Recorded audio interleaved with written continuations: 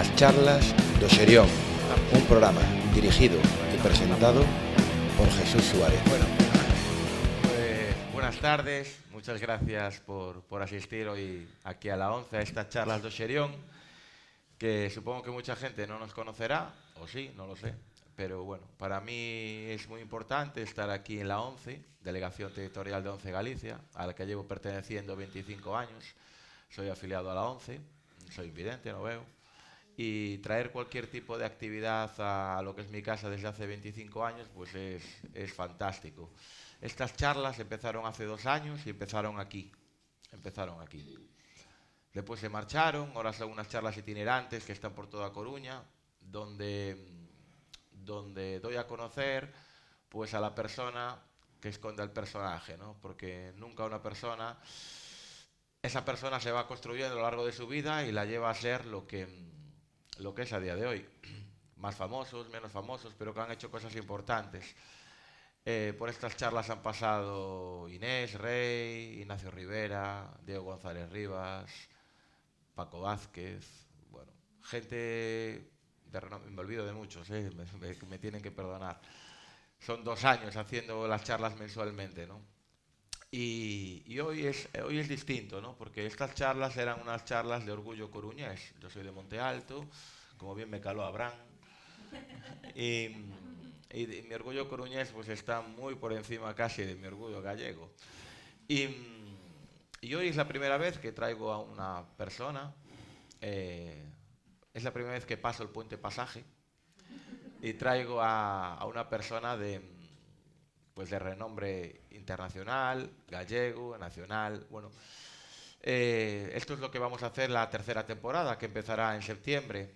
Paramos agosto e intentaré traer pues personajes conocidos y personas conocidas en Galicia. Así que tenéis 2 formas de seguirme, una es a través de las charlas de las charlas do Xerión en YouTube, donde están todas las charlas subidas que podéis ver. Y la segunda, pues es seguirme en mi Instagram, jsuarezmf. Si me seguís ahí, pues os iréis enterando de todas las charlas que... No soy periodista, pero soy un loco de conocer a las personas. Y hoy a mí me hace mucha ilusión, porque yo también soy músico, no como este maestro. Pero todo lo que tiene hablar de música, hablar de personas, es algo que a mí me emociona muchísimo. Así que hoy, con todos nosotros, el gran Abraham Cupeiro. Gracias, amigo. Boas, Abraham. Boas.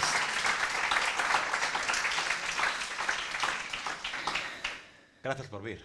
Un gustazo estar aquí.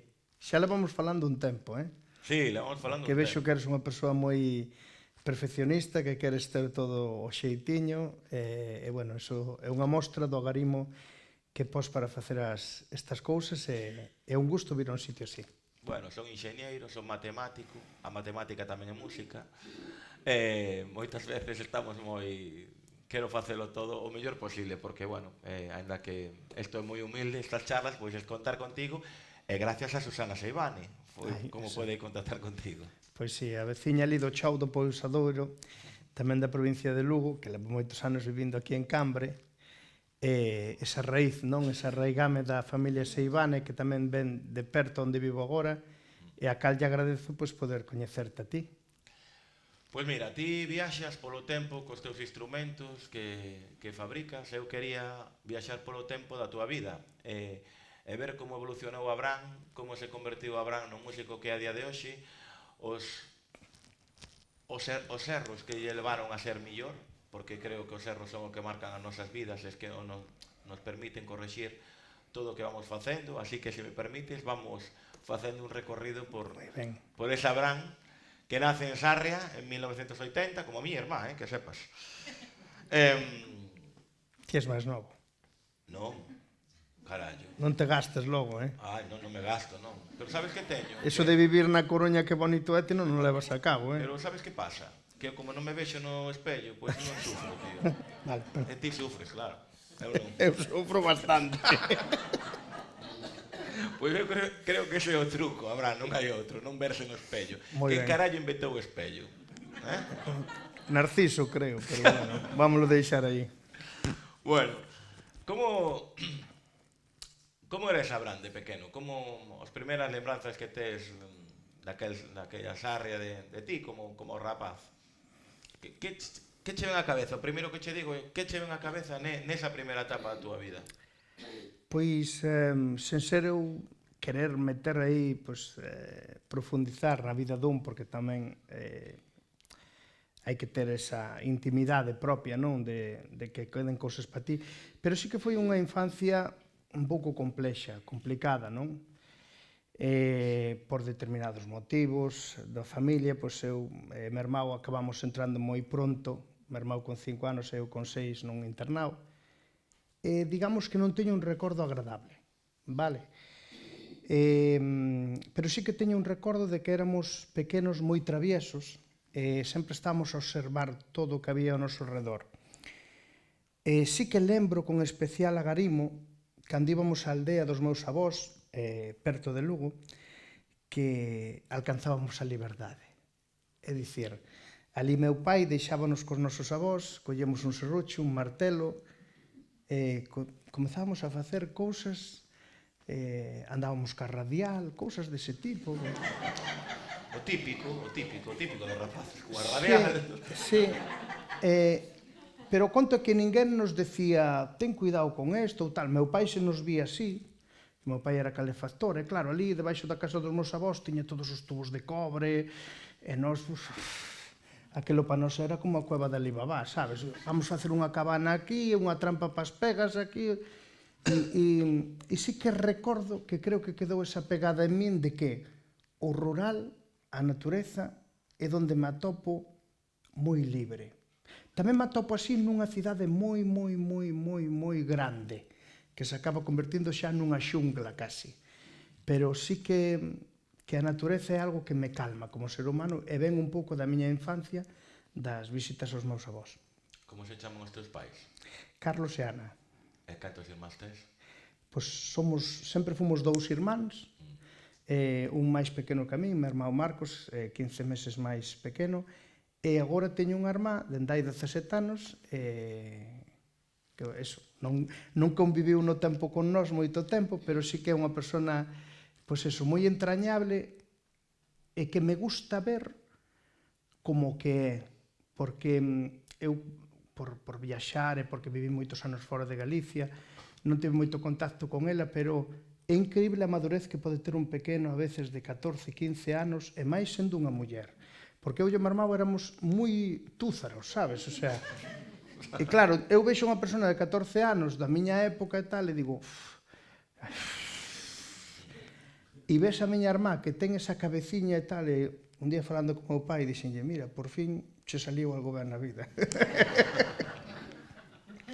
Sabes, é que te apoias nela. Ela apóyase en nós, pero sobre todo nós apoiámonos nela porque nos dá moita pausa. Bueno, eso é bo. Moi bo. Sí, e como eras como estudiante? Pois era un moi bon estudante, pero nunca fixen os deberes. É dicir, eu estaba na escola hogar ali... No internado? No internado, sí. E claro, tiñamos unha hora de estudio que era... A aula de estudio era 2 horas e media. Pero xuntábante con cativos de 16 anos, que era o último ano que podías estar na XB.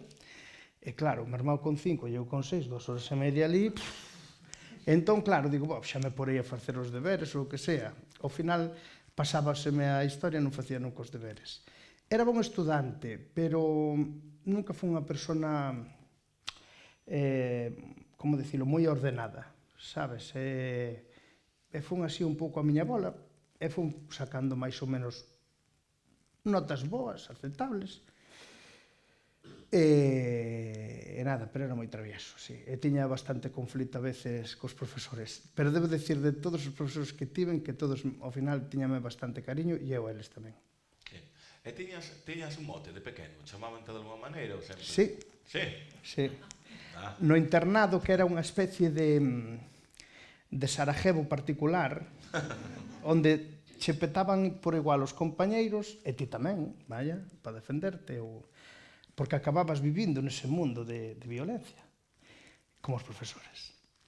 Entón, os motes non eran agradables, non era dicir, pois eu como teño un amigo que lle chamo Pipi ou Pipo ou tal, era, pois, Can. O meu mote era Can. Can. Can. Abrán cara de can. Collós de cadelo, chupa carmiña que caramelo, o que me decía sempre. O sea, o nivel de agarimo que existía naquele internado era, o sea, so poso ao lado dunha película de Oliver Twist ou un rollo así, Oliver Twist é Disneylandia.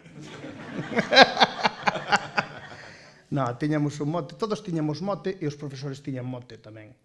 Porque era un pouco como na cárcel, non? Todos tiñamos mote. Ademais, o mote, cando non é agarimoso, é unha maneira de despreciar a unha persona, sabes? Xa, claro. Tes amigos aínda daquela época? Si, teño moitos, e ademais... E así que te chamando Can? Non. Non, me chaman Can, nin eu a eles lles chamo polo mote que tiñan. A veces coincidimos, e claro, como eu xa teño 45 anos, e o mellor hai xente que levo 30 anos sen ver, pois costanos recoñecernos, non? Pero que sí que teño que dicir que, inda que éramos bastante traviesos e salvajes e vivíamos nun entorno un pouco desagradable, ao final vaste facendo maior, e lembras as boas cousas da xente, non? Como facíamos tamén irmandade entre nós mesmos moitas veces, non? E coido que convivín cun grupo de rapaces e rapazas, porque as habitacións das rapazas estaban noutro pasillo, había 2 plantas, en cada planta había unha habitación, 2 de rapazas e 2 de homes, e na outra planta igual. Éramos bastantes. Pero lembro que ao final, dentro de todo aquel barullo, pois éramos amigos, non? Éramos amigos e cando te fas maior daste cuenta que seríamos moito máis amigos se houbera algún pastor naquel rebaño.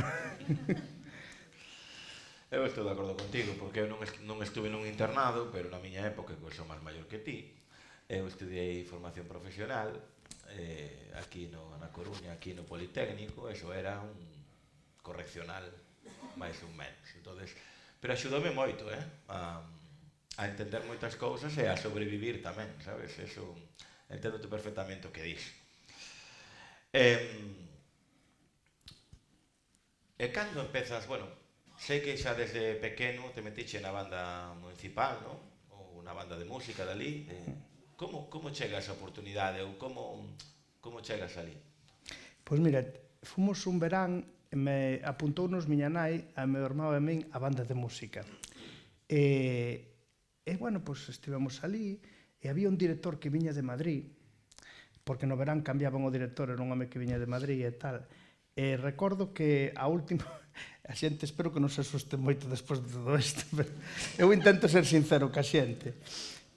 O director empuxoume a min nun momento dado, así, e berroume e tal, e meu irmão, que é moi botado pa diante, tiroulle unha trila a cabeza. E o seguinte que fixo o tipo, pois foi darlle unha bofetada ben forte ao meu irmão. Meu irmão veume defender, e xa nos levou, miña mãe levaronlle, estos son uns sinvergüenzas, en fin. Pero cando volveu outro director, que era de Monterroso, Manuel Gato, pero que vivira moitos anos en Madrid, dixeranlle, hai un chaval aí que dábaselle moi ben a música, non sei que, non sei canto, e bueno, falou algo así ca miña mãe e tal, para que volvera, e dixo, mira, este niño está en un internado, non pode ir e tal. Pero como un amigo meu estaba na miña clase, estaba na banda, o meu mellor amigo, Rubén Chao, estaba na clase, digamos, aberta, que non era o internado, e iba sempre a banda, a min dábame moita envexa, e dixen, ostras, a ver como fago e tal. E dixen a miña mãe, a ver se me apuntas aí, deixame ir un día a probar e tal. Entón, don Manuel, que era un director moi rígido, moi severo, pero tiña moi bon fondo. Ao mellor as formas non eran as mellores, pero tiña moi bon fondo. Tiña emoción polo que facía. Dixo a miña mãe, este chaval vale para a música. E nada, aí empecé pouco a pouco, e non me deixaban sair do internado, pero os martes ensayaba a banda. E eu dicíalle, don Manuel, se usted hablase, ya no con mi madre, sino con las profesoras del internado, para que usted, con su palabra, pueda convencerlas de que yo el martes no duerma en el internado. Porque o internado é que o máis jodido é que era no meu pueblo. Porque me preguntaba xente, pero tú que haces en escola hogar, se tú eres de Sarria? Eso era para xente que viña. Nada, pois cousas que pasan e tal. E aí empecé, e vos martes, e claro, para min aquelo era, buah, o sea, se prestaba atención, porque a min gustaba a música, ca teima de salir ali do internado, pois ainda me poñía máis atento e tal. E aí empecé, e tamén despois, un pelín antes deso, xa tocateáramos un pouco co grupo tradicional Meigos e Trasgos, e nada, aproveitando que nos daba a nosa vila. Pero que instrumento, en que instrumento comezaste? Eu empecé tocando os platillos. Platillos. E despois tocaba un pelín así a gaita daquela maneira, moi mal, moi mal. E dixo un día don Manuel, Abraham, pasa a mi despacho. E digo, Dios, que faría hoxe? Dígame, don Manuel, e díceme... Además, é que lle sigo chamando don Manuel, porque para min é unha persona moi especial. E díxome, ves ese estuche que hai aí? E eu, sí, don Manuel. Dice, eso, ahora es tu responsabilidad. E abrín o estuche, había un fliscorno, que era unha trompeta así cónica, bueno, é como unha trompeta, pero que tiña, de chaves, non? Pero tiña moitos furados, entonces tiñas que tocala dunha maneira para que non perdera aire e tal. O sea, o que sigo facendo ahora, tocando con instrumentos vellos. E dice, llévalo para tu casa, echa el aceite, enseñoume ali como se botaba aceite, porque el fora tuba da banda da Policía Nacional en Madrid, e nada, a verdade é que cheiraba a gasolina todos os días, porque non paraba de botarlle aceite ali aos chinos. Se me acercan un mechero ardo ali. E aí empecé, aí, digamos, como instrumento principal, a partir desde aquel entonces foi a trompeta. E claro, decían de ti que che gustaba moita música e que che daba moi ben, pero empezaste cos platillos. Cos platillos, sí. A parte de que empeza a música, canto crees que hai de innato neses momentos? Ou como sabías que a música estaba en ti? O sea, como sintes eso? Eu sinto iso porque meu pai, o cal non podía ver moitas veces, non? Cando me montaba con el no coche, escoitaba, pois, con 6 ou 7 anos, pois escoitaba, por exemplo, música de Los Tamara, escoitaba Pucho Boedo, Edith Piaf, escoitaba os Golden Gate Quartet, música celta, Milladoiro. Entonces, o mellor profesor de música que tive na miña vida foi meu pai. E a min que me xeraba todo eso? Xeraba mi emoción. Eu quería ser músico, porque aquilo... Como dicilo? Era algo que me emocionaba e que me facía sentir vivo. Que pasa? Eu cando empecé, e ainda que lle dixeron a ese home que eu tiña media valía tocando, eu reconozco que había rapaces ao meu redor que eran moito mellores que a min, pero moitísimo mellores. Eu tardei moito en acadar certo virtuosismo, non? Que é unha cousa que, cando eu daba clase aquí no conservatorio, lle dicía aos papás e as mamás, es que este niño parece que non acaba de despertar. E digo, cando son 8, 9, 10 anos, sobre todo os homes, son como máis... tardan moito. E ao mellor unha persona nun mes cambiache totalmente. Sabes? Por iso tens que confiar na xente. Cada persona ten o seu ritmo. E eu aí xa cando xa empecé a ter... que notaba que, que tocar un instrumento máis que especial, facíame sentir a mí mismo de que me divertía moitísimo. Pois a partir de aí, eu xa quixen ser músico sempre. Entón este instrumento aceitoso que che dou don Manuel converteuse no teu compañeiro habitual? Empezache a entendelo, foi o que abriu a parte da trompeta que levas dentro? Pois sí, ademais é unha mágoa porque é un instrumento que lle perdín a pista, porque foi un instrumento que era propiedade da banda. E o meu primeiro instrumento comprei no case con 19 anos, cando marchei a estudiar música a Madrid. Por aquel entonces tocaba con instrumentos prestados. E este instrumento, viñera alguén ali a banda destes tratantes que había e venderon como os instrumentos en caixas e cousas desas. E a verdade que era un fliscorno, un rot, feito en Checoslovaquia. Gustaría meter o instrumento e non me gustan nada as pezas de colección. Teño moitos instrumentos, pero non os teño en vitrinas e cousas así. Eu toco neles sempre, porque os instrumentos necesitan que soples por eles, neste caso, non? Sí. E se o tivera, tocaría nel, porque, non sei, gustaba moito tocar. Eran deses instrumentos vellos de tubería estreita, que tiñan un sonido como moi defectuoso, pero a min, non sei, parece que tiña un alma. En aquela época, aparte de estar na banda, non había experimentaxe outros grupos, montaxe grupo con amigos, aparte de ser, sabes, ou pois algún empezabas a coñecer o jazz ou coñecer outro tipo de música, pois o rock, non, que les gusta a todos, ou calquer cousa que podese, que sendo pois adolescente, non, pois tira, o punk incluso. E que eu facía punk con señores de 70 e 80 anos, tío. Sabes? Había uns vellos na banda que chamai o Fliscorno, a min chamaban Fliscorno porque era o que tocaba. Hai que leválo a tocar con nós por aí, pola Ribeira Sacra, por aí. Eu digo que facía punk con esa xente porque chegábamos ali ás 9 da mañá a un pueblo, pa iso hai que levantarse que as carreteras dantes. E chegabas e salíaches unha señora cunhas rosquillas e un vasiño así de caña. Bebe algo, bebe algo. E digo, señora, soy un niño. E fai, perdón, e sacaba unha botella de cerveza. E os vellos, pum, dándolle e tal. E o que me facían os vellos é que eu escribíalles a música. Porque decían, vamos tocar esta do Los Caracas, Vilas e tal. Eu facíalles unha melodía, un pequeno acompañamiento e tal, porque me gustaba escribir e tocaba. Que anos tiñas aí? Pois eu teria aí 12 anos xa. 12? Sí. Eu empecé tarde, empecé con 11, máis ou menos, xa a tocar polas festas, con 10 e medio comecei así na banda, pero pois iba cos vellos, e íbamos tal. Pero empezábamos ás 9 da mañá, tío, e ao mellor chegaba a miña casa ás 3 da mañá. E cobrabas? 25.000 pesetas. Carallo, Abraham. Eras... Un día bon, un 15 de agosto. Pero, mira, quedaba mo labio como unha remolacha, tío.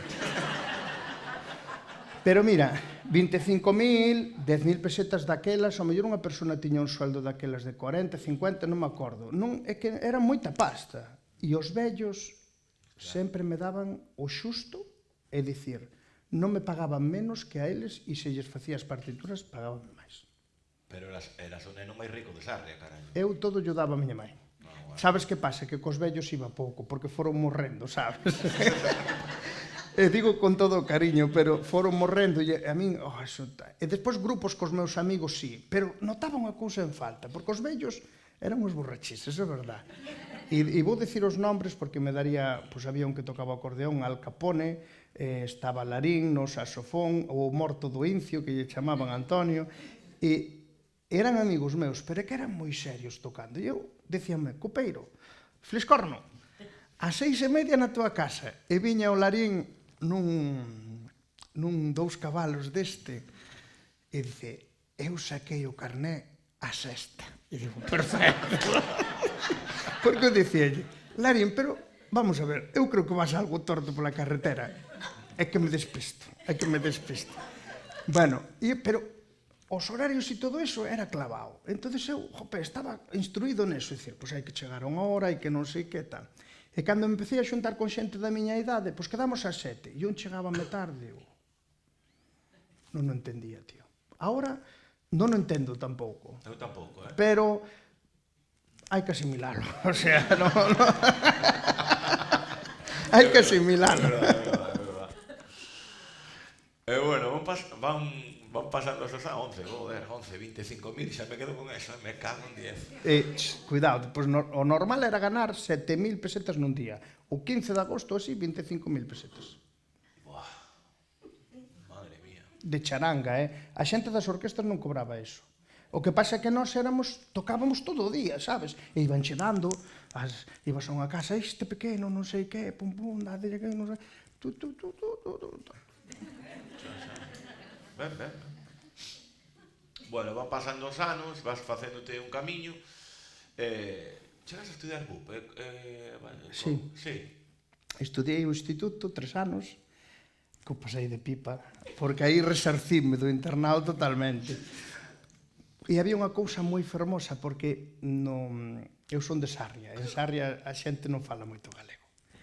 E cando fomos ao instituto, viña xente de Láncara, de Samos, Diego López, o porteiro este que xogou no Madrid, que depois xogamos xuntos, de Paradela, e toda esta xente das aldeas.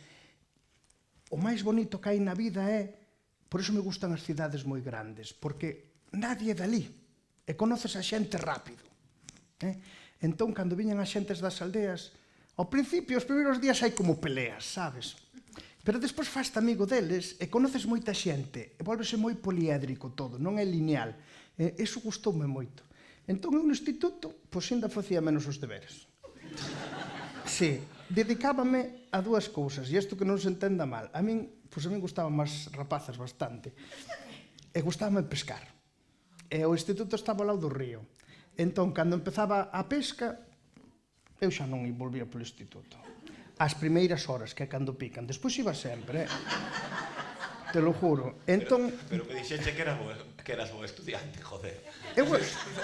Isto non pega moito con todo o que me estás contando. Pero, a ver, eu era bon estudiante. Xa, como eu. Sí, eu era bon estudiante. Eu chegaba e dicía ao profesor: con cantas asignaturas se pode pasar de curso? E dice, con 2, perfecto.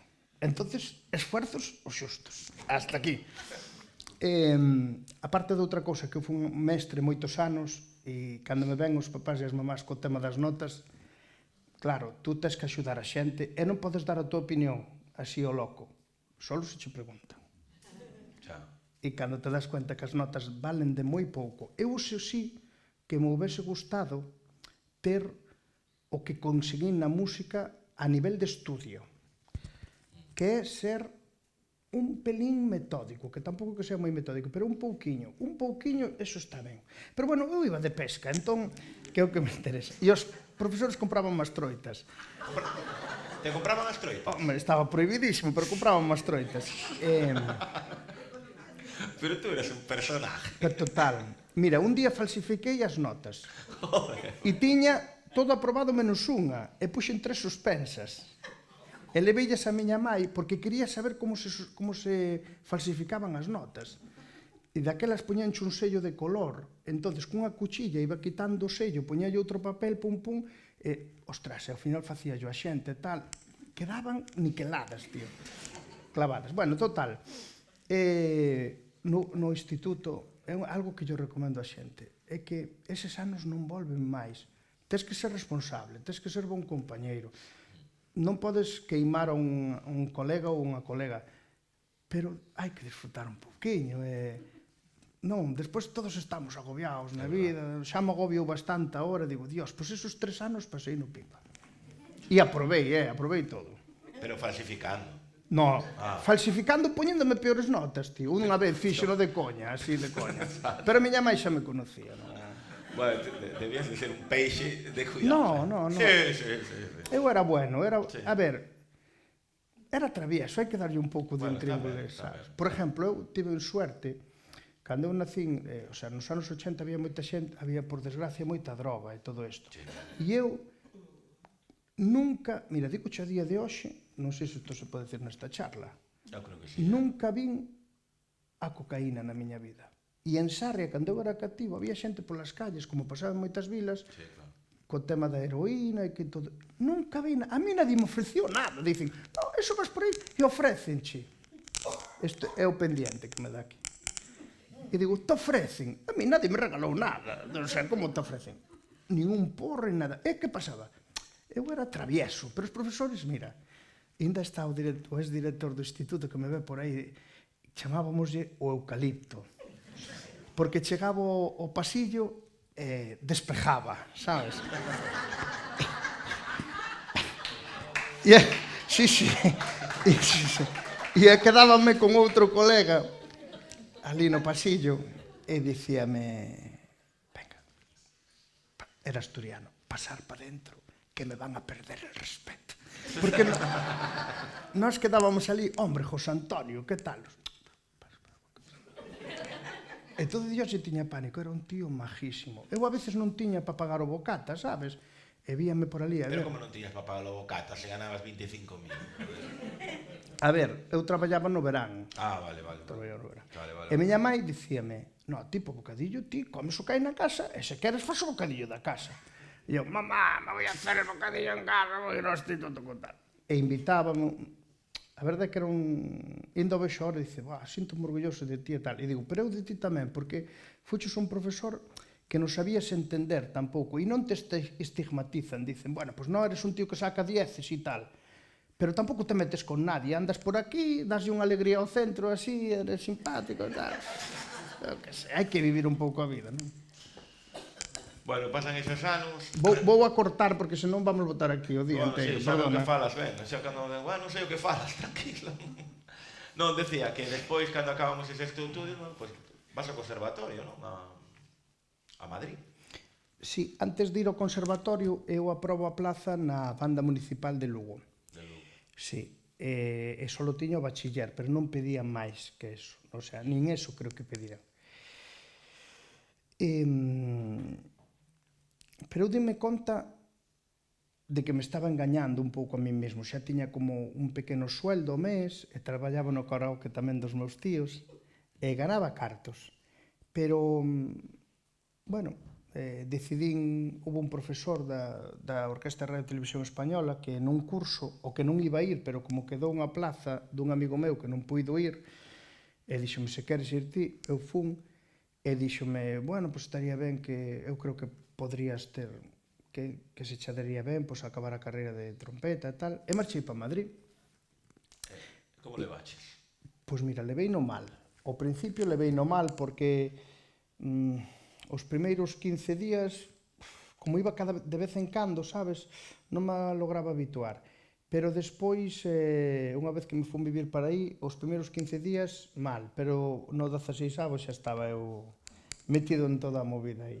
Ben, é a verdade que en Madrid pasei non moi ben porque era libre, facía o que me daba a gana, e bueno, aprendendo, sobre todo a marchas forzadas, porque entrei moi tarde no conservatorio, e bueno, pois aprendendo, tocando en un mogollón de orquestas, de ópera, de zarzuela, de digamos, como decía a miña mai, veu xa vista, sabes? Tes que estudiar, tes que ser formal, tes que... Porque, claro, decía, pasar de Sarria, non? Ali non había... ali non podías pescar troitas ali no conservatorio en Madrid, carallo. Non, no conservatorio non podía pescar troitas. E claro, como se leva a ir a unha cidade tan grande, porque sempre falas, gústame as cidades grandes. Claro, pasas dunha pequeniña, dun lugar pequeniño, a un sitio moi grande, claro. Pasaba mal, non? Ao principio entraba nos hostales así, pois eso, un pouquiño triste, porque, a ver, eu tiña 19 anos e ao final pois non vira moito mundo, sabes? Claro, todos, Nos viñamos de pequenos aquí a Coruña, acórdome que nos traían, antes comentaba aquí con uns amigos, que a primeira vez que nos levaron, que fomos ao planetario, a mí parecíame que estaba, digo, xa en Coruña era como, non sei, a cidade máis grande do mundo, se había esas cousas, de verdad, e son novo, pero é que nos anos 80 eso como cando ves Cuéntame, e digo, joder, pero Sarria nos 80 era así, casi, sabes, o sea, e o mellor está nos anos 60. Non tanto eso, pero vías moitas cousas que antes non había, pois imagínate en Madrid, pois que non había esa época do internet, tal, e ibas ver unha orquesta, que antes estábamos falando aí fora con unhas persoas que falamos de Daphne Cicló. A primeira vez que eu entrei a ver a orquesta de radio e televisión estaban ensayando Daphne Cicló de Ravel e a min parecíame aquilo magia, sabes? Ou iba despois a un club de jazz a escoitar jazz e despois empezaba xa eu a tocar nas orquestas, non sei, nunha época onde, pois eso, o internet estaba en poleiros, por así dicilo, pois a verdade que para mí estive moi a gusto. E tratáronme genial. E bueno, despois de proxecto fin de carreira, desarrollas, non? Ou faz como desenvolvemento dese proxecto fin de carreira, pois unha trompeta barroca, non? É aí o comenzo de cando empezas, ou ti empezas a túa cabeza empeza a pensar en como podían ser os sonidos antigos? Ou xa na túa cabeza viñase masticando desde fai moito tempo?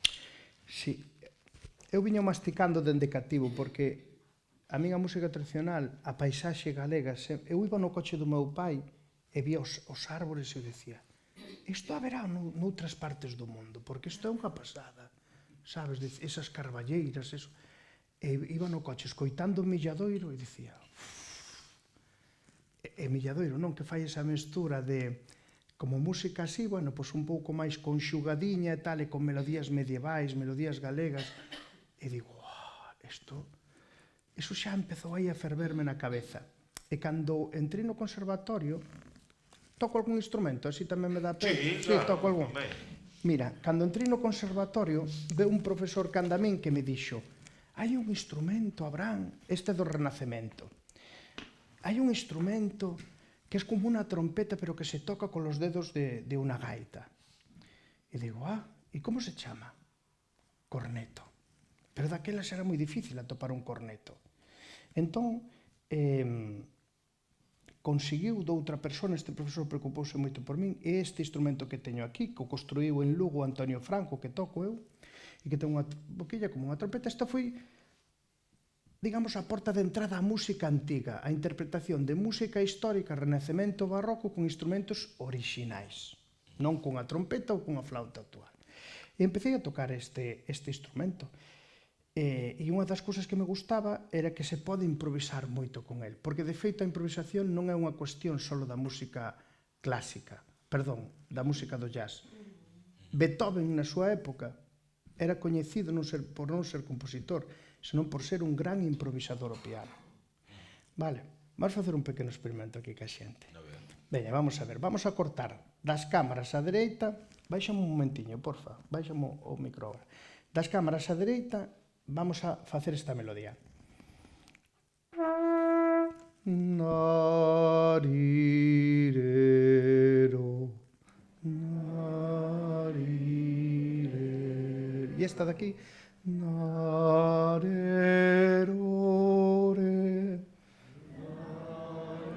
E ahora todos xuntos.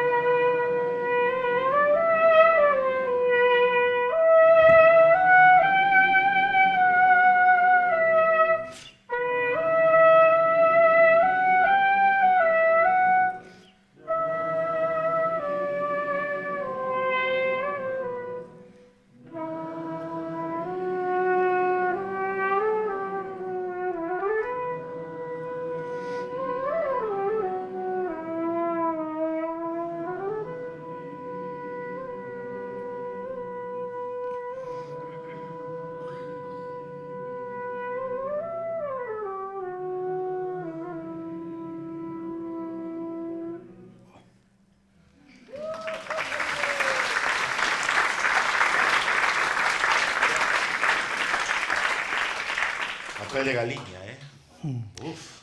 Dimersen, claro, isto ahora co das troitas e os vellos, claro, non casan, non? Pero que os seres humanos somos poliédricos. Dimersen que o son do corneto é como un rayo de luz que penetra nas tebras dunha catedral. Un tratadista do século XVI que fala deste instrumento que se asemella á voz humana e que di que pode improvisar sobre o que acabamos de facer agora, como se tiveramos un baixo ostinato, e el empeza a voar, non? E a min sedúxome toda esta maneira de tocar a música, non?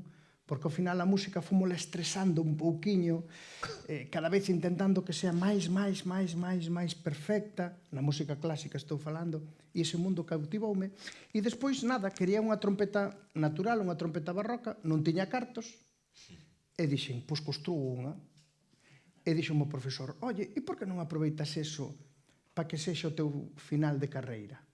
Perfecto, pois matei 2 páxaros dun tiro, construí unha trompeta, fixe o fin de carreira con ese instrumento como traballo de investigación e despois presentei as oposicións con esa trompeta. Que ben. E estive aquí na túa terra 14 anos. Xa. Que bonito. O sea, entón non me recuperei, del nanín arero este.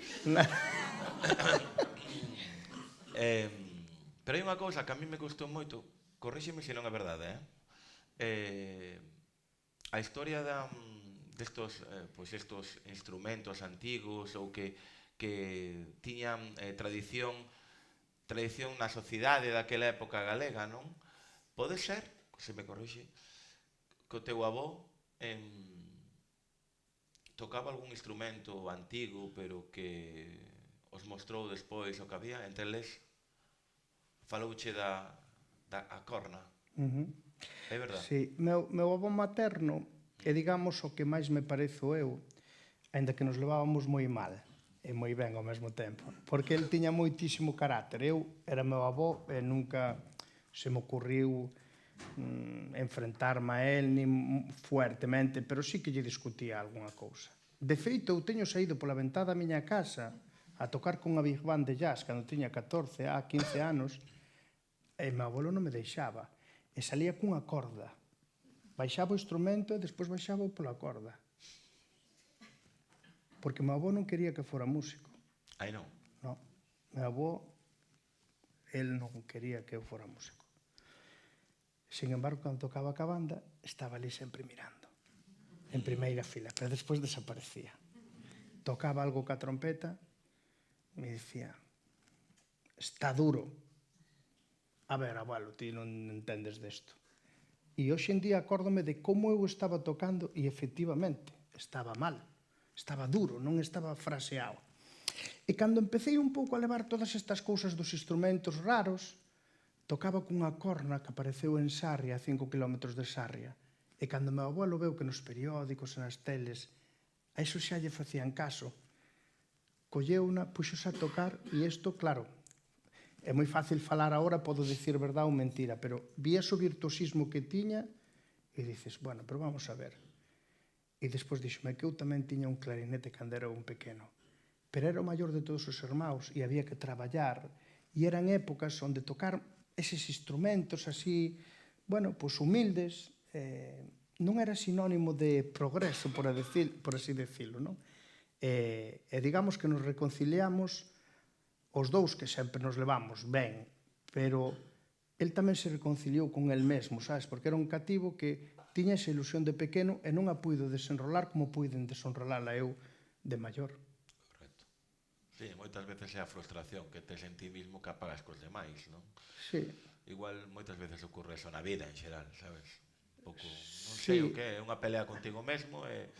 Sí, a ver, eu tamén o bon que tiña meu abuelo é que me facía ser consciente de cal era a miña situación. Eu non podía volverme moi pijo, por así decirlo, cas cousas, porque as cousas costaban un esforzo.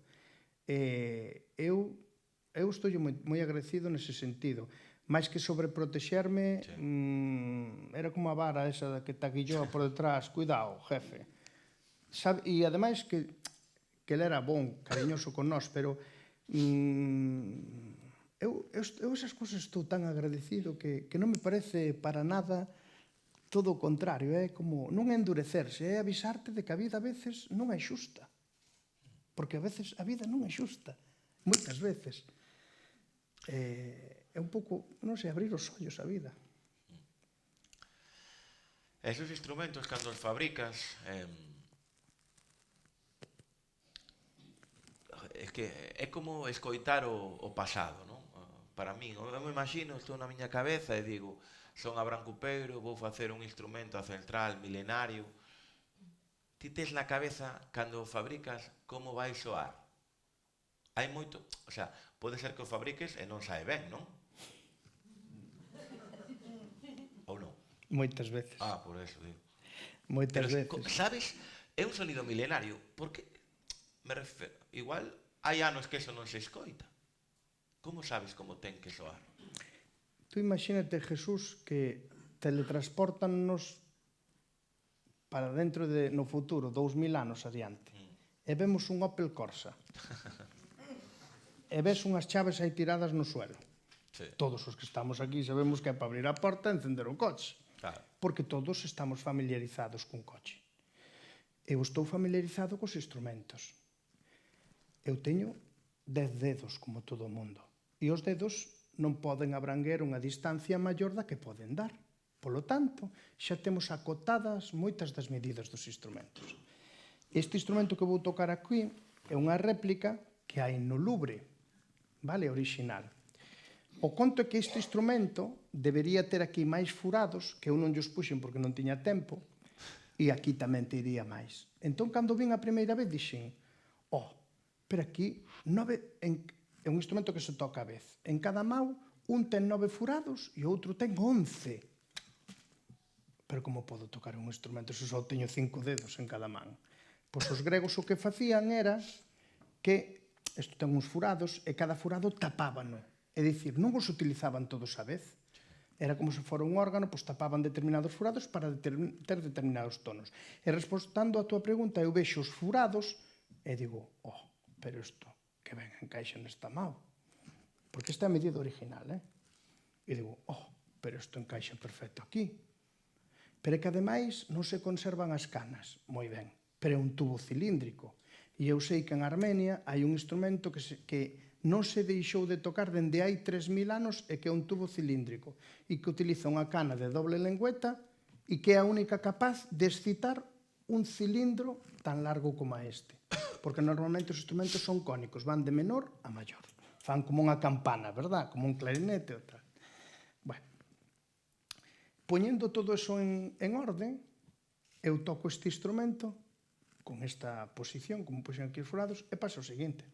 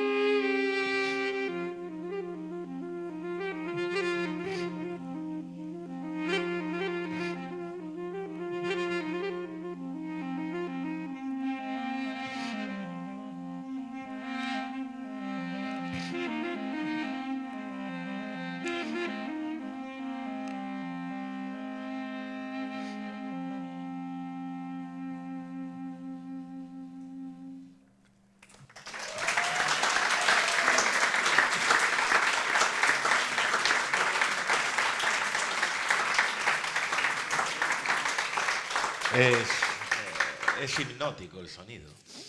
Es hipnótico. A mí me hipnotiza. Sí, os gregos falaban deste instrumento que tiña ese poder, non? E o que acabas de dicir, eu poño moitas veces a miña nai, mamá, a que che sona isto? E díxome, non o sei, pero adorméceme, hipnotízame. Exacto, sí, é así. Tu nai vive? Miña mãe, sí. Sí, meu pai tamén. Debe estar moi orgullosa de ti, non? Sí, eu tamén dela. Bueno, sí, pero eso xa o sei, pero ver ao que chegou ese neno, cuidado, sabes? Debe ser moi emocionante. Sí, pero miña mãe é moi cariñosa. Estáme poñendo loco pendiente, vou non sacar, se son capaz. Pero miña mãe ten unha cousa moi boa, que non está nunca aquí, nunca está aquí, no medio todo. E dicenlle, para un outro día,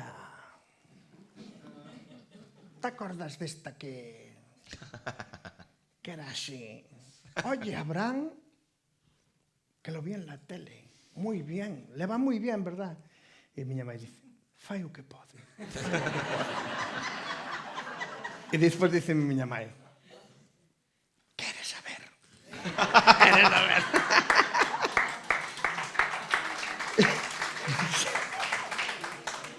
Pero sempre me dice, o sea, eu sei que se sinta moi orgullosa, porque, jope, pa ela tamén, despois de tanto sacrificio, a pobre, pois, que tivo que bregar moito para sacarnos adiante e tal. Pero gústame que, sí, eu vexo que se sinta moi orgullosa, pero gústame que non se dice, bien, perfecto, tes de comer todos os días, maravilloso, encántame. Deixa aí a historia, non... Ao final, falábamos antes nunha conversa que tivemos aí atrás, ti cando miras as estrelas, porque na vida cando che vai ben é unha maravilla, verdad? Hasta parece que eres mellor persona, porque non tes frustración, que dicías ti antes.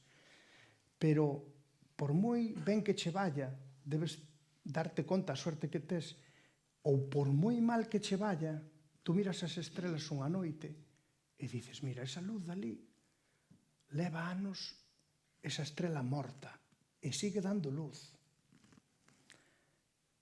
Que grande é o universo, que miras e dices, quen inventou todo isto, macho? E tú moitas veces presionas a ti mismo como persoa pensando que ti eres o centro do universo. E ti non eres, no universo non eres nin a última colilla.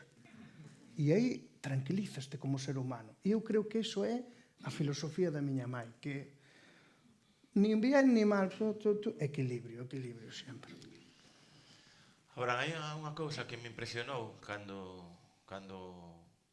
estaba lendo ou escoitando sobre ti, ahora que te coñezo en persoa e deste tempo que estuvimos a falar por teléfono, que che ve un tío con moita vida, un tío moi divertido, moi rápido de mente, un tío parece forte, pero leí, ou escoitei, xa non me acordo, que hubo unha época na túa vida, pois cando empezaste a traballar no conservatorio, corríxeme tamén se me equivoco e tal, que apareceu na túa, porque estabas frustrado, e apareceu na túa vida a saúde mental. Sí, pero precisamente non é porque estivera frustrado. Incluso ás veces non tes que entender por que suceden certas cousas, porque son un pouco a filosofía do meu avó, dicirche que a vida non é xusta tampouco. E eu empecé a toparme mal. O primeiro que tiven foi moita ansiedade. Entón eu viña a traballar aquí a Coruña, a probar a plaza, eu viña feliz, porque ademais de todo, ainda que probei en Vigo, que era o examen ali, destinaronme aquí a miña plaza, ainda que estou en excedencia aquí na Coruña. Sempre me gustou moito a Coruña, porque meu pai estivera casado ca segunda muller, era aquí de Sigrás. E nos viñamos a Coruña de pequenos, flipábamos, non? E digo, que empleo de maravilla, de músico, de profesor no conservatorio, na Coruña, que me encanta o mar. E eu empecé a ter como ansiedades no coche, empezábame a temblar as maus, e digo, pero que pasa aquí? E ao final esa ansiedade convertiuse nunha depresión. Estiven 8, casi 9 anos cunha depresión moi forte. E paseino moi mal. Igual que veu, funa quitando pouco a pouco con determinadas cousas que me facían ben. E bueno, agora podoche dicir que estou casi, o sea, estou perfecto, porque os seres humanos tamén temos que estar tristes algunha vez, non? Sí, claro. O ano pasado pasoume que fun tocar a Tasmania e ali, o segundo día que estaba ali, digo, Dios, que longe estou da miña casa, mi madre. Entroume un veneno na cabeza e volvíme sentir como naquela depresión que tivera. Non a quero banalizar, é moi dura, pero se me preguntan como conseguiche sair, non era frustración, porque eu estaba nun traballo que me encantaba. Tiña uns compañeros e unhas compañeras maravillosas. Incluso canto mellor che vai a vida, é como que máis che doi estar mal, porque dices, jope, pero se eu teño todo na vida, por que estou así? É como que, eu creo que ao final, e non quero isto que quede como unha frase, porque eu sou unha persona moi vulgar, vaya, moi simple, pero non como estas frases que hai hoxe da autoayuda, non? Que moitas veces o mellor que podes é falar cun amigo, non ver as redes sociais e ver estas trapalladas, e a corto, porque tal. Eu creo que aprendín a vivir, e ata aquel momento o único que fixera na miña vida era sobrevivir. Moi ben. Entón, eso, creo que por aí era esa historia. E bueno, despois destes instrumentos, non? Que é moi curioso, non? Porque vivimos nunha época na que temos que vivir digitalmente, e ti construyes instrumentos ancestrais. Unha época na que hai que leín algo moi curioso. Leín, e debes de ser a única persona no mundo que conseguiu gravar un disco en a Warner enviando un correo Ai, sí. a porta fría. Hostia, pero eso é jodidísimo, Sí. Como foi eso posible? É que, mira, unha vez dixome a miña... Eu son, digamos que son a cabeza visible de todas estas cousas, pero a miña esposa está comigo en todo isto, e dixéronnos que non. Gravamos un disco ca Filarmonía de Galicia, e dixéronnos que non moitas discográficas, que eso non interesa, que eso non tal, bueno. E un día, eu por tranquilizala, dice, acaban de responder aquí, a outra que, nada, isto, nada. Estamos nunha, veña, vamos tomar un café, tranquila. E eu por dentro, dice, María, miña muller é de Ciudad Real, unos días se rí e outros días se llora. Dixenlle así. O conto é que unha semana antes mandaron un mensaxe polo Facebook a Warner Classics. Soy Abraham Cupeiro. Les dejo por aquí la demo de mi proyecto. Hasta creo que cometí a osadía de poñer mi último proyecto. Pero que eran 3 frases, non? 3 frases. Estábamos na terraza, eu abro así o teléfono e digolle, María, unos días se llora, pero outros días se ríe. Enseñei e dice, lo sabías, me estabas vacilando, no? Acabo de verlo ahora, cariño.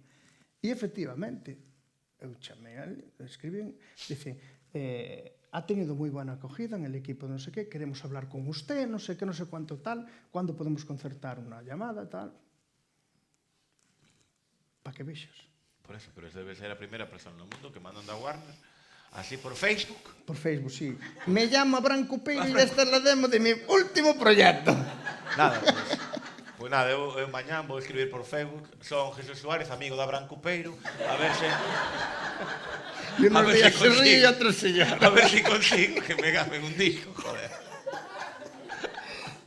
Vou intentalo, Unas veces se ríe e outras se llora, claro. Bueno, pois... Ai, que é divertido. Pero bueno, depois escoitei outra cosa de ti, que ti cando mellor traballas é dormindo. Canto máis durmes, máis traballas.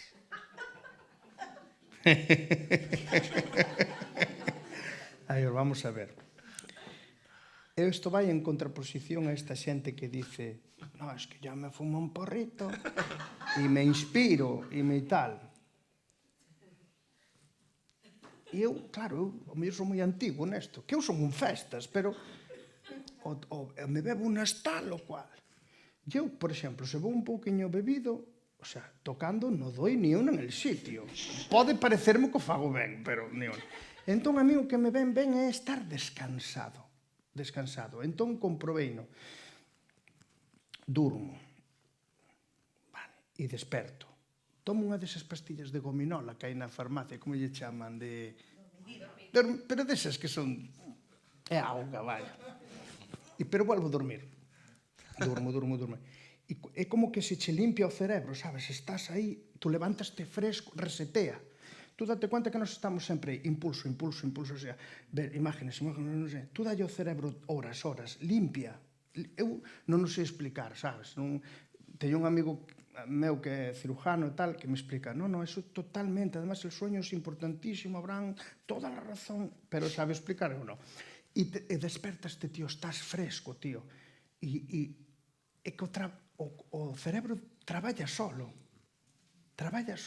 Dicíamos don Manuel cando era pequeno, non me salía unha lección, dicía, vete a jugar aí un pouco al fútbol, deja que repose, ya vendrá. Que é o que non lle pasa moitas veces aos cativos e as cativas de hoxe en día, que non teñen tempo para ir a xogar e tal, e sempre están aí, te coñen un estrés, unha ansiedade, macho. Tempo. E eu levántome, e pode ser mellor ou peor, pero suelo facer cousas que a min personalmente gústanme, e como as gravo na casa, na maqueta, despois pola noite abro unha botella de viño e escoito que fixen. E digo, aí sí que me gusta darlle un vasiño de viño, un tal, dous, tal. Pero non antes. Bueno, estamos aquí, Coruña, Torre de Hércules. Antes de Torre de Hércules foi Torre de Breogán. Un dos teus instrumentos, o teu tótem como instrumento ancestral, eu asociaba máis ca época milenaria de Breogán e tal, pero non, o Carnix é de época romana ou non?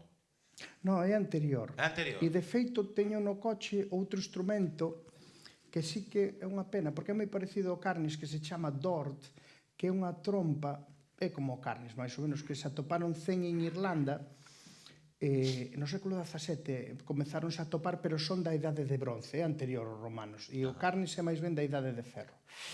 E atopouse nun lago que lle chaman en Irlanda o lago dos tesouros, e aí aparecen esas trompas.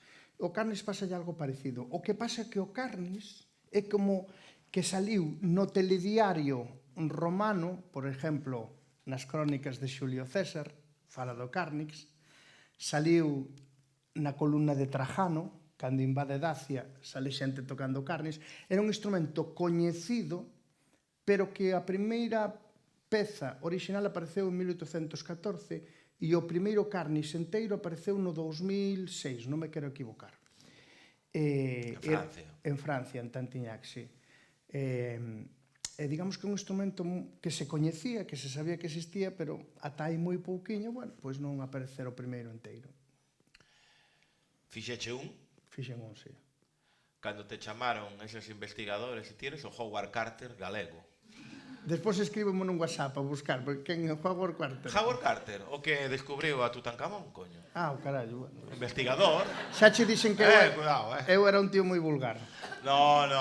Pero digo que cando te chamaron esos investigadores que encontraron o carnis, que apareceu un enteiro, e moitos destruídos, cando chegache ali co teu carnis, feito por intuición ou aproximación, a diferencia era 27 milímetros.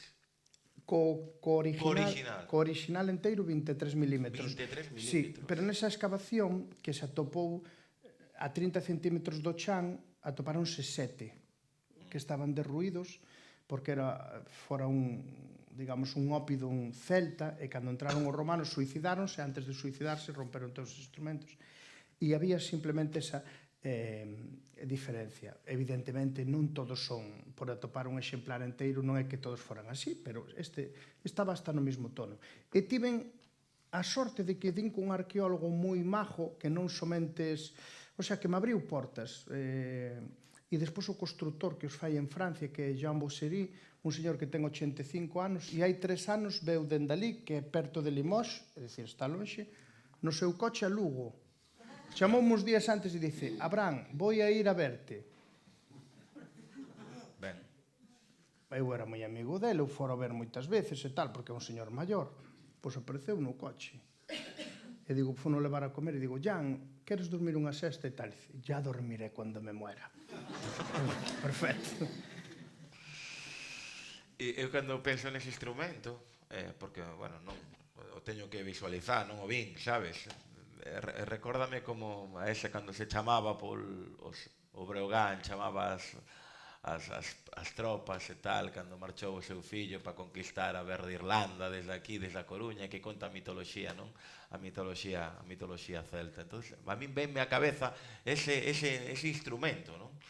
Sí, porque ademais estas trompas, según estes arqueólogos, están estendidas por toda Europa. Unha das iconografías máis importantes é o caldeiro de Gandestrup, que se atopou en Dinamarca, pero que o caldeiro non é danés, é búlgaro. É dicir, o conectados que estaba esta xente, non? De feito, estiven estes días atrás, ahora cando tiña un poucoño de lecer, gustame ver conferencias e tal, unhas conferencias sobre os celtas que fixeron na Fundación, bueno, Juan Marche e tal, e falaban de que a xente, tamén con Arsuaga, que teño así, que o sigo moito, de que a xente neses períodos da idade de ferro e de bronce movíase mogollón. Que a xente realmente fomos quedando quietos, inda que teñamos esas viaxes de Marco Polo, de Cristóbal Colón, pero que a xente antes movíase moito, non? E posiblemente este instrumento sonaría por aquí, claro que sí. Eu pregunto aos arqueólogos e dice que non é nada descabellado. E bueno, teño por aquí, queres que toque algo con él? Sí, claro. A mí é que se me dá mellor tocar que falar, pero bueno. Sí, bueno, que mo diría, daña? Falar ben. Falar fala calquera. Eu non sei se me collerá aquí.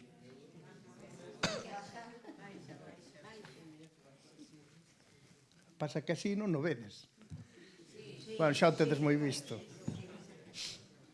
Bueno, isto é un instrumento que se sabe que se utilizaba para a guerra, pero os arqueólogos, neses 7 que atoparon, a diferencia que hai entre o máis vello e o máis novo é de 5 séculos, 500 anos, e apareceron, parece ser que, antes de metelos ali naquel furado, estiveron moito tempo nun templo, é dicir, que non foron instrumentos que foron moitos deles á guerra.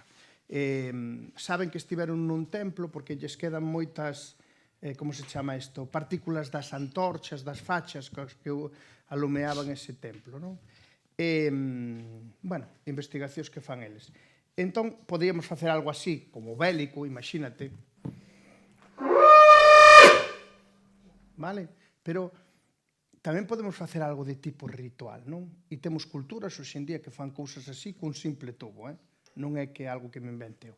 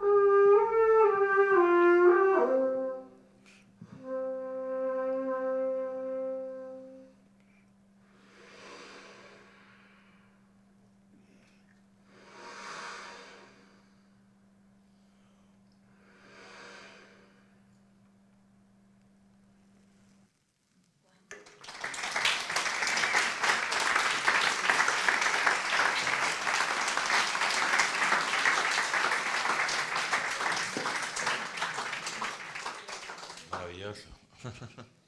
Suena muy antiguo. É que son dos 80. Esta charla, non, que se chamaba desde Sarre a Hollywood, pois queda falar un pouco de Hollywood. Ti mandache un Facebook a Warner e Ridley Scott que te mandou un Facebook a ti para o tema de Gladiator. Non. Chámame Ridley Scott, queres traballar comigo? As cousas, ahora sí que é unha cousa que eu sí que yo suelo dicir a xente, porque, inda que me sinto moi orgulloso de ser galego, non, inda que nacera noutra parte do mundo, sentiríame orgulloso tamén dali. Quero dicir, creo que o mundo ten que ser poliédrico, e que se nós mantemos a nosa idiosincrasia, o que veña de fora dirá, hostia, pois isto non é igual que en Alicante, por exemplo, que facemos outras cousas, e o mundo enriquecese. Inda que me sinta moi orgulloso deso, hei de dicir que nos meus inicios, salvo don Manuel e determinadas personas, sempre tive moitos paus nas rodas, así, necesarios, porque a veces somos un pouquiño maliciosos, sabes? E sobre todo, que as administracións aquí en Galicia, cando empecé a facer cousas, tratáronme fatal. A palabra é fatal con letras mayúsculas en sangre. E eu sempre yo digo a xente, se aquí non che dá o foco, móvete, ponte aquí. Non, pero é que aquí este foco é máis difícil. E digo, canto máis arriba vallas, ás veces as cousas son moito máis doadas, son moito máis sinxelas. E a min tenme pasado de estar tocando con orquestas moi importantes, London Symphony, orquestas dese tipo, que eu chegaba ali o primeiro día, tierra trágame. E o segundo de estar ali dixen, pero aquí estou de maravilla, que xente máis agradable, que fácil é todo, que... O conto é que escribiu Ridley Scott, escribiu Harry Gregson, que é o compositor. E entón, pois, el quería que eu fora ali a gravar, que é a historia que se conta. Sí, que se conta, sí. Eso, e eu non podía ir porque eu tiña un compromiso en Londres para gravar o meu disco, faltaban 25 días e a mí faltabanme 2 obras por escribir. Entón, eu non fun por eso. A verdade é que a min Os Ángeles, polo que vexo nas películas, non me atrae moito, sinceramente. Pero se tivera tempo, mellor iba. A min viaxar non me gusta. A A mí viaxar non me gusta. A mí gusta pasear. Ir polo monte, ir de pesca, pero non me gusta viaxar. Viaxo xa, quizáis é porque viaxo moito. Entón, un pouco quedou a historia. Sí que é verdade que cando chegaron eles aquí a gravar, no plan de traballo poñía RS like Carnix. RS like corno. E entonces as esteas eles nomeábanas R1, gladiador no sé qué, R2, lucha en el desierto. E eu dicía ao meu técnico, pero quen será? Que será RS? Ridley Scott, non? Claro, eu dixen ao tipo, porque o tío non me quería dicir para que película era. Hostia, non o sabías. Eu medio sabía, pero non quería... Hai nas películas, ahora gravei, por exemplo, para un videoxogo, e non podo decir o nome ni nada hasta que eso este aí e tal. E o tipo, só mo dixo a min de palabra, pero diante da xente non lle vou dicir, sabes? E digo eu, oye, disculpa, RS, porque ele dicía, vine aquí porque un amigo mío me dijo que viniera. E dixen eu, oye, mira, RS non será tu amigo, verdad? E fai. Sí. Entón, buscan nas redes sociais, nos YouTubes, e ven tal, e dice, isto me pega pa aquí, e xa está. E así foi o conto. Pero eu non fun porque eu fora máis guapo, máis listo que a nadie. Eu non é que non podía ir, Jesús. Xa. É a primeira película onde saliches ou tiñas algunha película? Non, teño feito, gravei pa banda sonora de María Soliña, que me avisaron unha semana antes de mandala, entón dixen yo, tío, podes facer 15-20 minutos de música con tan pouco tempo no director. E despois fixen tamén pa Steven Spielberg, fixen unha que fixen despois unha xira por Gran Bretaña que se chamaba A vida no noso planeta, Life on Our Planet. Series fixen Wheel of Time, que é a Roda do Tempo. Que máis fixen? Fixen unhas cuantas. Bueno. Era por ser a primeira aproximación ao mundo do cinematográfico, non sabía se era... Non, ahora o que estamos gravando é moito para videoxogos. Sí. Videoxogo a nivel de produción ao lado dunha película é como comparar un rabuñaceos con unha caseta de ladrillo de chapa. Os videoxogos moven moito máis que as películas. Sí, moitísimo máis. É casi unha superproducción tamén. Sí, ademais que están a última, porque o público que teñen é xente moi nova que quere, demanda rapidamente, que isto que pasou de moda xa hai uns meses que era outra cousa, diferente, entón, e gravan con orquestas sinfónicas, o sea... Sí. Bueno, estamos chegando ao final, pero gustaríame facerte unhas preguntiñas así rapidiñas. Si, prometo ser breve, que me enrollei bastante. No, perfecto. Digo, que dúas cousas. O Abraham de hoxe en día, que lle contaría o Abraham que lle invitaban a caña cando tiña 12 años? Que tomase a caña, mellor. E segundo, cal é un soño que teñes por cumplir? Eu vouche respostar a última. A verdade é que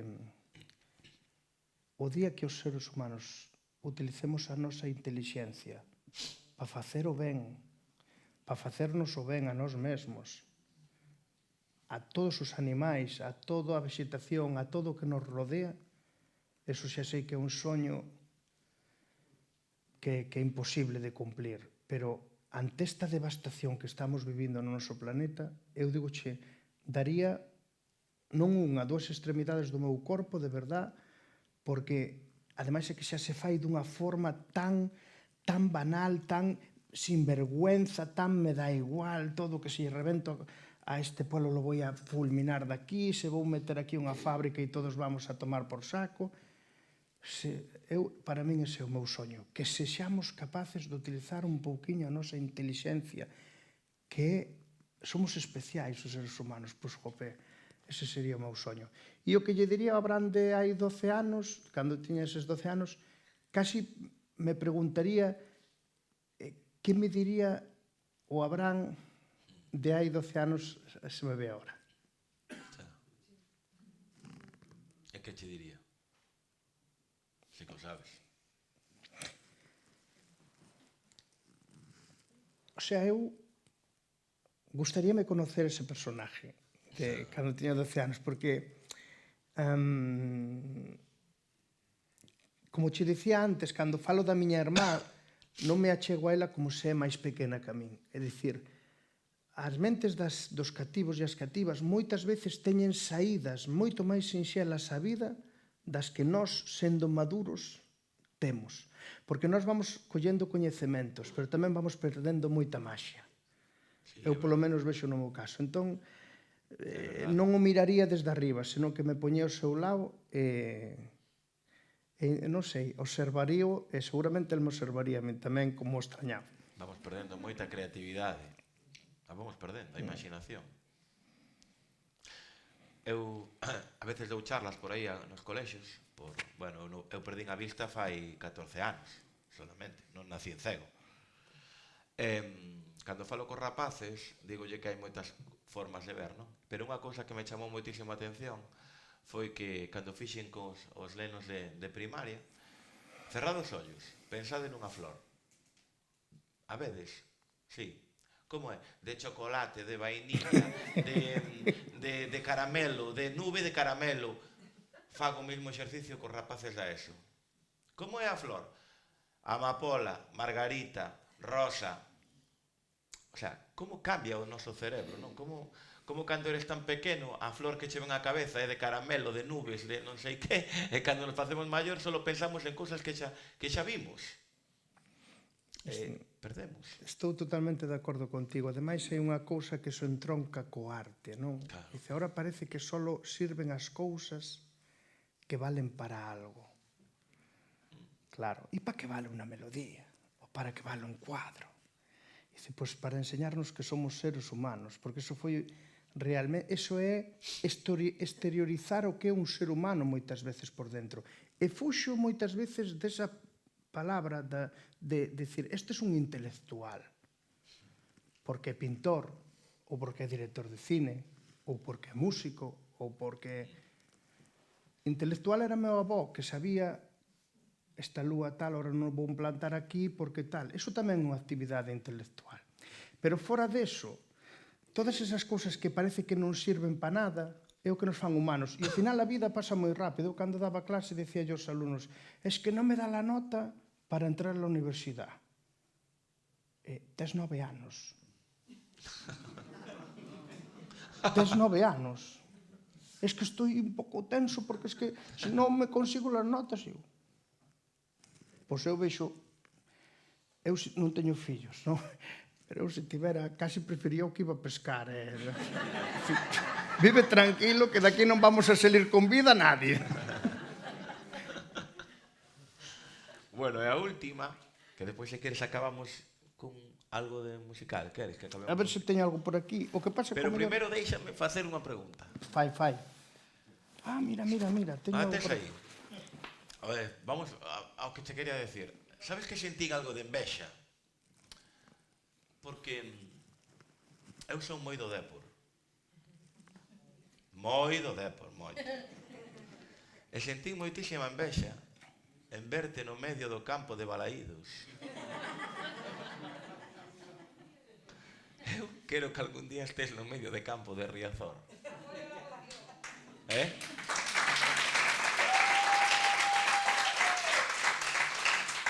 Porque a mí, para mí sería moi ilusionante escoitar a música dos nosos ancestros na miña casa, en Riazor, na casa de todos os coruñeses.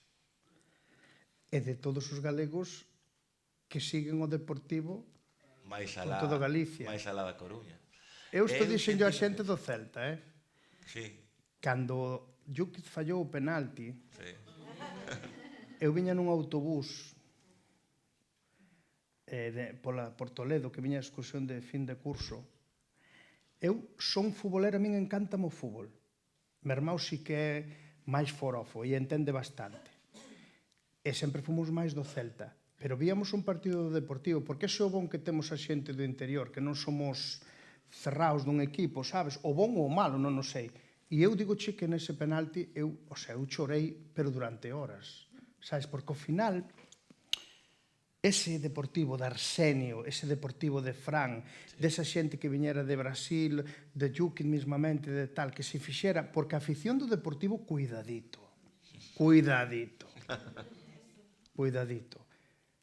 Eso tamén, como galegos, sintes un orgullo de dicir, jope, visibilizámonos, porque os galegos tamén tendemos a escondernos debaixo das pedras, sabes, como non sei que... E cando tú ves os éxitos dun veciño, jope, encima que, pois eso, da tua identidade, con ese Arsenio que estaba aí, ese Zorro de Arteixo, dices, e iso digo hoxe aquí, digo os do Celta tal, e se poidera ir ao tocar o do Compostela, o do Ferrol e o do Ourense, o Racing, encantado. Cando ascendeu o Lugo, a primeira vez a segunda división, eu, no ano 92, eu estaba tocando no campo.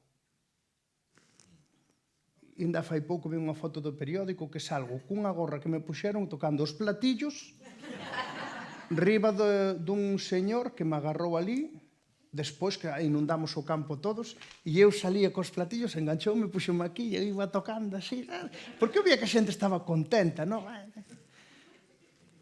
Pois fareino por ti, ainda que sea, polo menos. Sí. E por min tamén.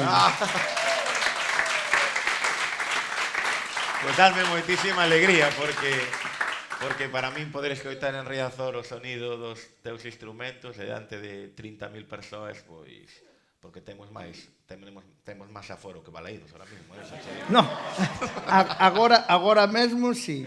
Por eso, Tamén hai que dicir que evidentemente, eu dende cativo, claro, o nome do Celta, claro. o nome moi bonito, sabes? Sí. E claro, o instrumento é que lle pegaba a perfección aí, entón, cando se concertou facer isto, a verdade é que foi moi emocionante. Xa non é solamente por tocar ali, no equipo, pois, oye, que queres que gañe frente ao Barcelona, porque claro, cando veñen eses equipos Madrid-Barcelona, hai que gañarlles sempre.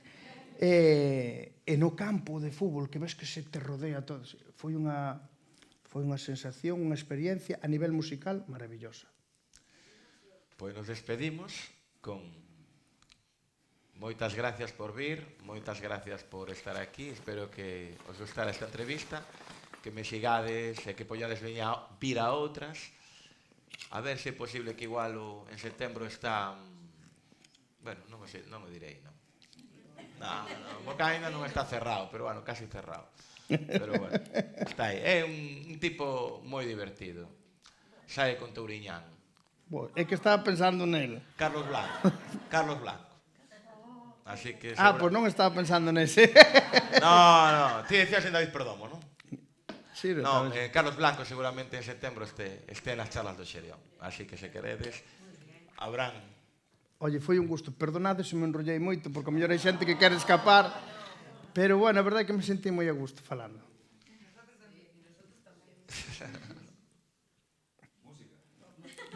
A ver se funcionan, Mi.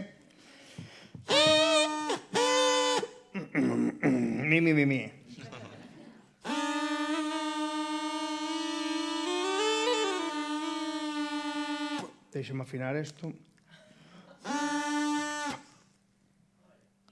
Xa vai collendo xeito.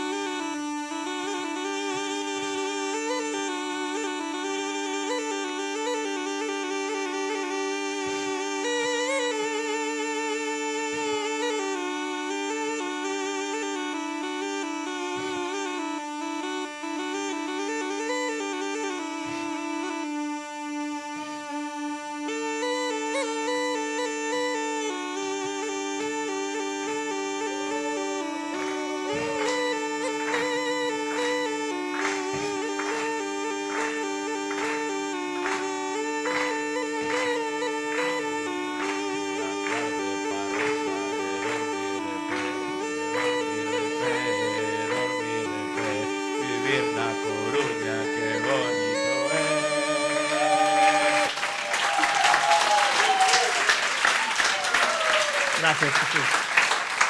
Moitas gracias. Un abrazo. Muchas gracias por todo, ¿verdad? Muchas gracias. Muchas gracias.